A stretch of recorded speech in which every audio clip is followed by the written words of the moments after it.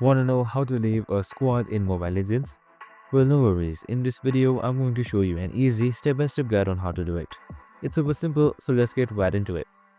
Now, first and foremost, what you need to do is to simply open up your Mobile Legends application, and on the right side, you can see your friend list. Now, right on your friend list, you can see this small squad icon. That should be right beside your Add Friends icon. Just simply select it.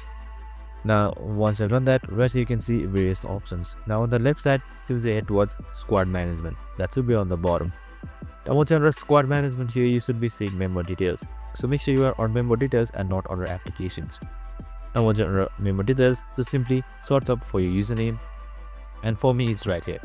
And right beside your username, you should see this small door icon. So this is your exit button. So simply select it and then type in quit first. And once that is done, your squad leaving is successful.